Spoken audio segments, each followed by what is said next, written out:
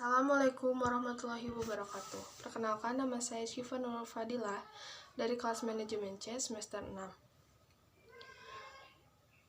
Saya akan memaparkan materi kelompok 5 yaitu Behavioral Finance. Pertama yaitu sejarah Behavioral Finance. Keperilakuan keuangan Behavioral Finance mendapat pengakuan internasional setelah Daniel Kahneman dan Vernon Smith memperoleh hadiah Nobel Ekonomi pada tahun 2002 atas dedikasinya selama bertahun-tahun untuk mengembangkan bidang yang dianggap sebagai perpaduan neoklasik ekonomi barat. Manusia digambarkan sebagai rasional, membuat keputusan yang tepat untuk kepentingan pribadi dan dalam situasi informasi yang lengkap dan transparan. Keadaan manusia tersebut sering disebut sebagai Homo economicus, selalu berhasil dalam mengoptimalkan setiap peluang. Selanjutnya, yaitu pengertian Behavioral Finance. Behavioral Finance merupakan studi tentang pengaruh psikologi terhadap perilaku investor atau analisis keuangan. Behavioral Finance adalah menjelaskan mengapa pelaku pasar membuat kesalahan sistematis yang tidak masuk akal yang bertentangan dengan asumsi pelaku pasar rasional. Harris Sharin 2007 mengemukakan bahwa mempelajari Behavioral Finance merupakan psikografik sangat relevan berkaitan dengan strategi individu dan toleransi resiko.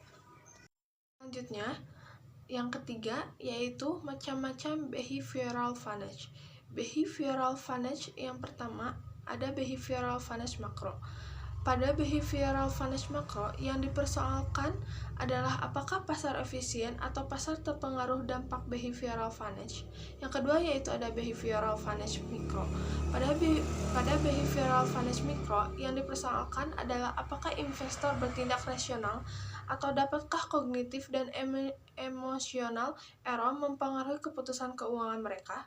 Pada Behavioral Finance mikro, yang dipersoalkan adalah bagaimana mengklasifikasikan individu-individu berdasarkan karakteristik, kecenderungan, atau perilaku tertentu.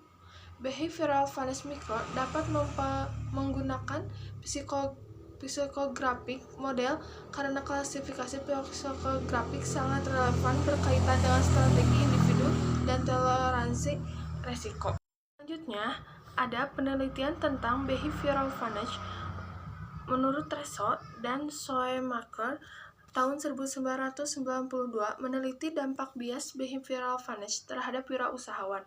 Mereka menemukan overconfidence memiliki dampak yang menimbulkan konflik bagi wirausahawan. Wirausahawan seringkali mengambil resiko yang orang lain tak berani ambil, dan ia harus membujuk para investor dan pekerja untuk bergabung dengannya dalam usaha yang memiliki ketidakpastian tinggi. Menurut Jadrasa, tahun 2014 meneliti pengaruh bias Behavioral Finance pada kasus rencana redenominasi rupiah. Hasil penelitiannya menyimpulkan anchoring bias, konservatis bias, dan overconfidence bias menghasilkan tingkat persetujuan yang berbeda. Gender tidak mempengaruhi signifikan terhadap tingkat persetujuan untuk rencana redenominasi rupiah. Demikian pula interaksi gender dan individual bias tidak berpengaruh signifikan terhadap tingkat persetujuan untuk rencana redenominasi rupiah. Individual bias tidak tergantung pada gender. Dengan kata lain, laki-laki maupun perempuan memiliki peluang yang sama untuk mengalami berbagai individual bias.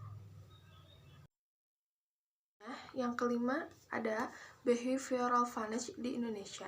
Penelitian Behavioral Finance di Indonesia memang belum banyak penelitian di negara-negara lain. Namun, indikasi terjadinya Behavioral Finance di Indonesia telah terekam dalam sejarah. Yang pertama, ada pemotongan nilai rupiah atau sanering antara tahun 1946 sampai dengan 1960-an yang berdampak pada kecemasan masyarakat akan berulangnya tindakan sanering oleh pemerintah. Misalnya wacana yang dilakukan redenominasi Jadrasa tahun 2014. Kedua, Ada kebijakan penutupan bank-bank yang mengalami kredit macet pada krisis ekonomi pada tahun 1997, berdampak pada kepercayaan masyarakat di masa selanjutnya pada bank-bank di Indonesia. Selanjutnya yaitu ada keenam, ada arahan perkembangan behavioral finance. Penelitian di bidang keuangan yang menyangkut behavioral finance lebih banyak menggunakan data dari bursa saham dan mengalami perilaku investor berdasarkan hasil pengelolaan data sampel secara umum. Beberapa penelitian membuktikan bahwa tidak ada pengaruh signifikan dari gender terhadap perbedaan perilaku investor dalam mengambil keputusan. Namun, tingkat penghasilan, pengetahuan, dan pengalaman berpengaruh signifikan terhadap perbedaan perilaku psikologi yang menjadi bagian dari behavioral finance. Terus mengalami perubahan dikarenakan ditemukannya teknologi baru dalam pencitraan otak serta pengembangan ilmu para ahli saraf otak. Menurut L.O. 2005. Ada efek behavioral finance dalam pengambilan keputusan. Adanya faktor psikologis manusia ini membuat berbagai keputusan finansial menjadi bias karena tidak mau rugi. Keputusan cepat-cepat diambil atau karena tidak mau ketinggalan untung. Keputusan juga dapat dengan segera dipilih. Akibatnya, hasilnya pun kena efek. Contohnya, pengambilan keputusan jika saham yang ngedrop tersebut terjual segera. Si investor akan merasa lega, padahal sebenarnya jika ia bersabar, harga tersebut bisa naik lagi. Dan dalam jangka waktu yang panjang, potensi imbalan menjadi berkali-kali lipat dari penjualan sekarang yang telah dilakukan. Yang terakhir, ada studi kasus behavioral finance. Misalnya, ketika ada manajer investasi A menawarkan imbalan 12% per tahun kepada investor retail. Kemudian, investor retail menemukan manajer investasi B yang menawarkan investasi yang sama dengan tingkat pengambilan 12,5% per tahun. Yang akan dipilih pasti manajer investasi B karena menawarkan imbalan yang lebih tinggi. Contoh lain lagi, ada investor akan cenderung untuk menjual secepatnya sebelum mengalami kerugian karena harganya ngedrop. Saham yang sudah kelihatan profitnya meski masih tipis dan menahan saham yang harganya masih tipis dan menahan saham yang harganya masih rendah.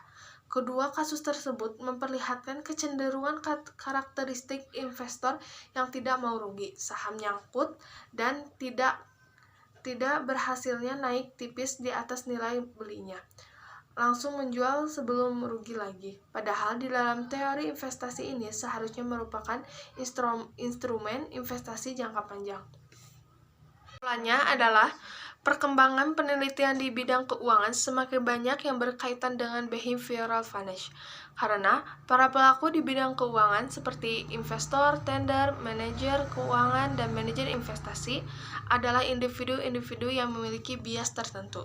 Setiap individu adalah unik dan kecocokan antara jabatan yang diemban dengan perilaku individu yang memiliki kewenangan. Berbagai peristiwa yang berkaitan dengan keuangan di Indonesia telah menunjukkan bahwa behavioral finance bias sangat berperan baik dalam latar belakang pengambilan keputusan suatu kebijakan maupun di dalam perilaku masyarakat. Sekian presentasi yang saya sampaikan. Akhir kata, wabillahi taufiq wal hidayah. Wassalamualaikum warahmatullahi wabarakatuh.